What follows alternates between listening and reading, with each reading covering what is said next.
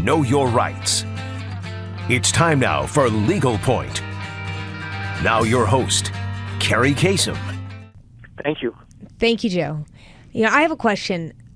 What power are you giving up if you make a revocable trust irrevocable? What am I losing there? Well, there's certainly some parts of it that you won't be able to change, because the word irrevocable in and of itself means that there's something that I can't change. A lot of people think you have to give up everything. You actually don't have to give up all the power. And in fact, I will tell you, Carrie, there's some people, when we explain the powers that you give up, they actually think there's some protection. And it would tie into, situations where later on people couldn't unduly influence. So for instance, in my state, one of the powers that you always have to give up is the power to change who the beneficiary is going to be. Right. And that's really good, because if I'm today, while I'm in my sound mind, say, I'm going to give this house to this irrevocable trust to protect it from the cost of care, I then am going to, I'm then going to say, upon my death, this goes to my kids.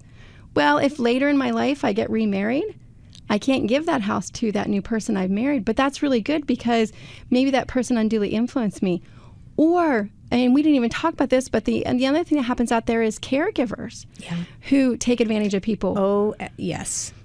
Or yes. At the end of life, one of my kids ended up caring for me and they feel entitled because they did more, but maybe that's not what I wanted.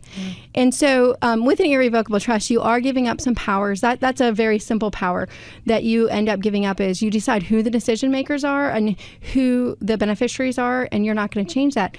But I talk to a lot of people who really like that. Who, if somebody if somebody passes away and the person gets remarried, you don't have to worry about getting a prenuptial agreement. That trust already acts as it. They're not going to give that house to that new person. Well, recently you gave the power of attorney to your daughter.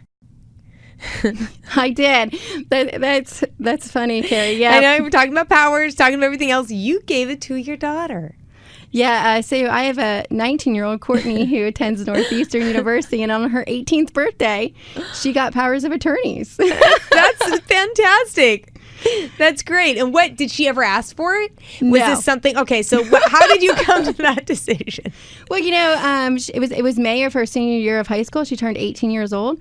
And the reality is, as an attorney, I know that as soon as that happened, if she got sick, I didn't get to legally make her decisions. I'm still her mom, but she's an adult. Yeah. I knew that when she went off to Northeastern up in Boston, if she got sick and I got called from the hospital, I don't have any legal right to find out about her care or make decisions. People don't like that. They don't accept that.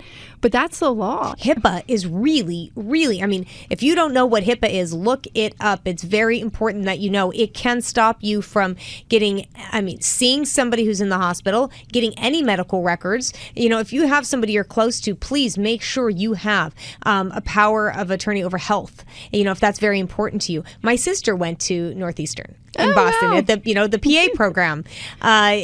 She's a physician's assistant. We've got literally 30 seconds. What's the most important thing? If somebody listening to the show, one thing that they take away, what would it be? Just take the first step. Contact an elder law attorney. Get your plans in place. You will protect yourself if you plan ahead. And, it's the best gift you can give to your family. It really is. Excellent advice. Thank you so much. I'm Carrie Kasem. This has been Legal Point. My guest, awesome attorney, Julie Steinbacher. Thank you so much. I know I'm going to interview you again. We're going to have many years together. I'll see you next week and have a great one.